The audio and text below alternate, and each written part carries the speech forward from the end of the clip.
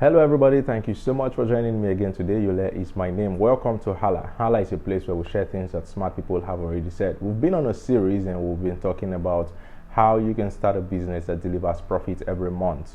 And we started off 2 days ago where we talked about the need to address a market that has a large addressable audience, right? And then yesterday we focused on how to develop clarity and how to communicate the value that you're adding to the end user.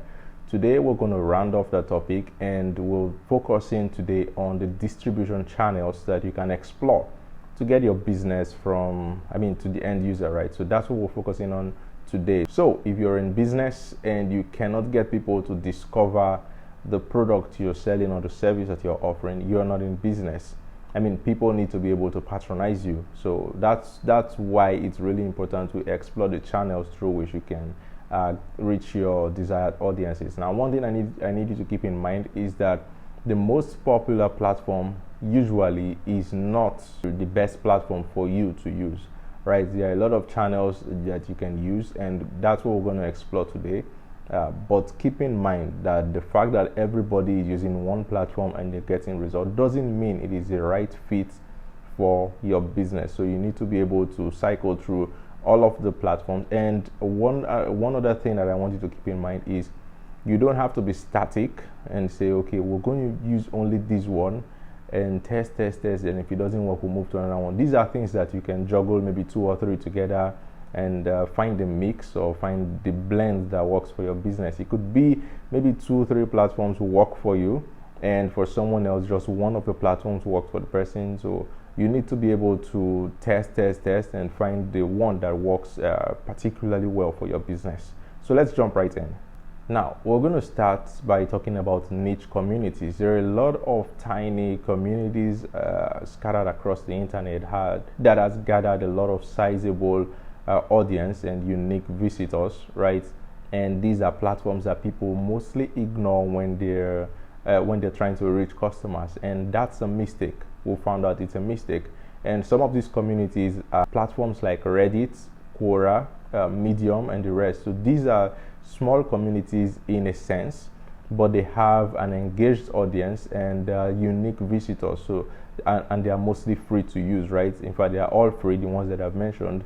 And what you want to do is to take advantage of platforms like that, of communities like that, because the people that are in those communities are mostly people who are yearning for knowledge, who are yearning for answers, who are looking for how to get stuff done, right? So they sign up in those communities, and then they're there to get value. They are there to meet their needs. So if you are able to register on those platforms and you start offering value every now and then, eventually what's going to happen is you're going to rise to the point where you become kind of like an influencer.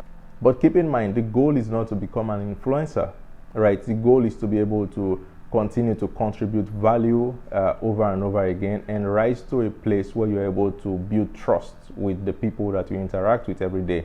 So when an opportunity pops up, your name comes up, someone could say, yeah, I know someone who wrote an article about that the other day, or who contributed some key insights when this topic came up the other day, and then they recommend you. So what that does for you and your business is you are able to trade your popularity or leverage on your popularity for referrals. So that's what niche communities do for you. Now, I'm just gonna be honest with you. This is going to take a while to build.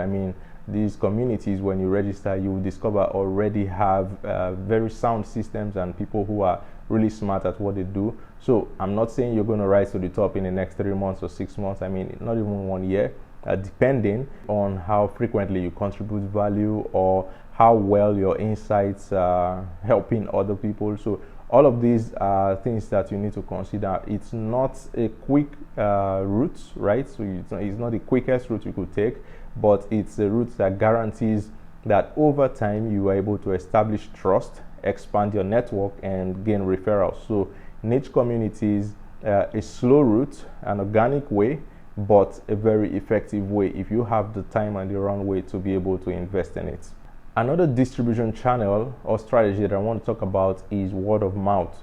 Now, notice how I'm avoiding the popular ones that we're all used to. Now, there's a reason for that. We'll get to it. But word of mouth is by far the most effective distribution strategy and free strategy that you can implement, right? So if you're able to get conversations going around your business, then you're on the right path. I mean, every now and then people should be able to pick up stuff around your brand or the business or the service that you're offering and hold discussions with it, discussions around it rather, with their friends.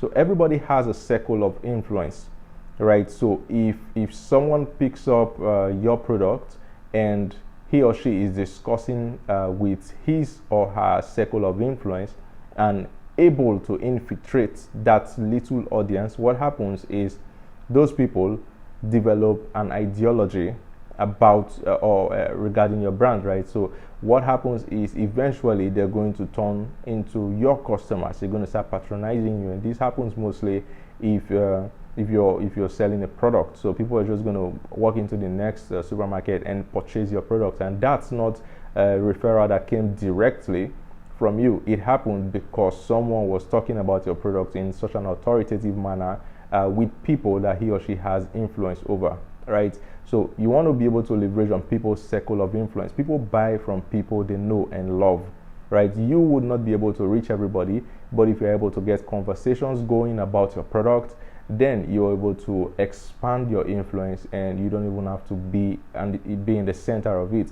So that's a major strategy that a lot of people leave on the table. And this is also why you see that a lot of brands with the budget usually do something crazy. Think of Tesla and the design of their cars, right? You saw the Tesla truck the other day, fantastic stuff, and it's something that is certainly going to inspire conversations every now and then, and that's what they're leveraging. They're looking to get people to talk more about the design, about the truck. When people start talking about the design and say, oh, that's crazy, the next thing is, how powerful is it? And then before you know, people start talking about the fuel economy, they start talking about the efficiency, they start talking about the mileage it could go, they start talking about how powerful it is, right? And that's what you want. You want people to start talking about your product every now and then. You need to be able to inspire people to talk about your product, to defend you. Have you ever seen people defending their favorite football club side? I mean, that's the kind of energy that you want to inspire people to do. And mostly, and this happens mostly when your product is remarkably effective. Imagine you're selling a product and you tell people, hey, this product, if you use it for the next 1 month, it's going to solve your alopecia issues, right? And someone uses it and it worked. It worked great, exactly as you described, right? That person is going to be your loyal fan and is going to be your ambassador. So unlocking word of mouth from people is achievable when your product is really effective. So that's something that you want to do. So you want to look into that strategy, but the way, like I've mentioned, you will be able to unlock this channel of distribution is to be really good at what you do. So next I'm going to talk about organic growth, and in this sense I'm talking about content marketing. Now this is an aspect that is usually ignored a lot, and just like the first point we raised where we talked about becoming influential in niche communities, organic growth or content marketing kind of plugs into that in a way, because you need to be able to generate content, evergreen content per se. Now, it's not about the quantity of content that you put out, it's about the quality, right? So you want to be able to help people every time you put out the content. So it's not about saying, okay, we'll put out 60 articles today and in a week we generate 420 articles. I mean, that's not it. If it's not solving a problem or if it's not beneficial to the people who are reading it, they're not going to share it. What you want to do when you put out content, especially in your blog, right? So what you want to do, your goal is to be able to help someone, is to be able to offer value. And when you're using this strategy, it is, I think, one of the few strategies that can guarantee that you're going to turn off your ad machine. Because a lot of the times, the way we scale our businesses, products or services is that we pay platforms like Facebook and the rest to run ads. What you're doing when you do that is you're renting the audience, you're renting access to the audience that Facebook has. And you don't really want to do that for long, because what it means is the moment you turn off the ads, you stop receiving traffic inflows, right? So That's not a sustainable way to run a business. You need to be able to grow to the point where you get organic reach and organic followers. So people follow you because they discover your content or because your content has been helpful to them, and they keep sharing, right? So that's something that you want to look into. And a key thing to do when you're doing content marketing is to look for evergreen content and topics and write on them. That way, in the next evergreen content are stuff that in the next 5 years, 10 years, it will still be relevant. An example of that is really simple. Between an iPhone and an Android phone, which one is more efficient when you're dealing with video editing? Like, that's something that even in the next 10 years, people are going to be looking for answers to. That's just an example. But then you look for an evergreen topic in your industry and you go for it, you write, and you offer a lot of value and insights. So that's just a way. Now, this is a whole topic on its own, so we're not going to spend a lot of time, but just to touch all of the channels that you could possibly explore. So content marketing, that's a key area you should definitely explore. Even if you're paying or exploring several strategies at the same time, you definitely want to add this one to something that you will do for the long term. Email marketing is the next thing I'm going to talk about really quickly. Our time is fast spent, but like I mentioned not long ago, whenever you pay for ads, you're renting access to an audience, and you don't want to do that because the platform, you don't want to do that for long, right? Just to correct that, because the platform you're paying to rent access to their audience could cut you off anytime. I mean, they could boot you out and say, hey, you did something that is against our community rules. Or they could just say, hey, you know what, we don't like you anymore, don't run your ads here anymore. Or they could just ban you from the community, and then you lose access to all of the audience and the people that you have influence over, or that the authority that you've been establishing over the years. You just lose access to everything. So what you want to do is that even if you're running ads, you want to be able to build up your own list, and in this case, email list, right? So build and own your own list, and there you own your content. You have direct access to people's inbox, you have direct access to people, and you don't have to pay for visibility or reach every time you share an email with them, right? So really key, own your audience. So I'm going to bundle the remaining ones together, set up an affiliate program and run ads on social media, or just create presence on social media, and set up accounts on publisher networks. Publisher networks are platforms like AdMob, AdSense, right, for the Google part of it. And for the other ones, the ones that are not that popular, you have platforms like Media.net, AdRoller, Propeller Ads, and the rest. So those are publisher networks, and they could actually guarantee you a wide reach, right?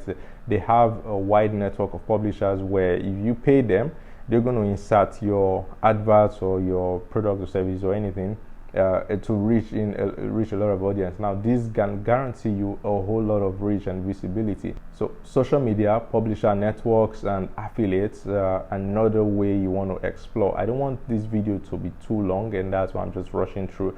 But keep in mind, if you subscribe to our newsletter, we've taken out the time to break every single concept down, right? So this video is like a roundup of everything that is in our newsletter.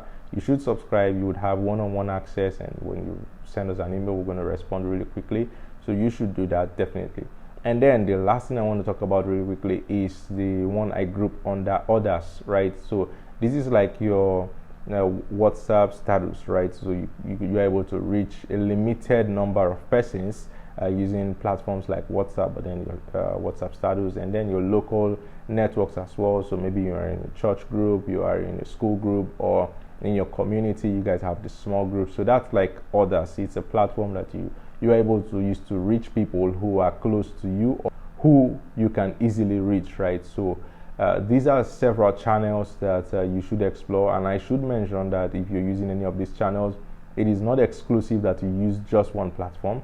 So you could do a mix of different platforms. So you could maybe be doing inserting your content on publisher networks, and then you're also running ads on Facebook and Instagram and Twitter and YouTube and the rest.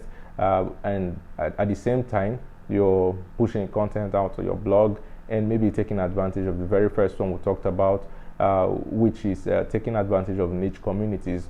What you want to do though, and this is the most important thing, is find the one that works for your business and stick with it. So you're going to find maybe two or three works really well for your business. Now what you want to do is to cut out the rest and focus your entire energy on those platforms that works for your business. I hope this is very helpful to you. Thank you so much for joining me today. Thank you for joining us today. Stay ahead in business by following Hal's Daily Insights.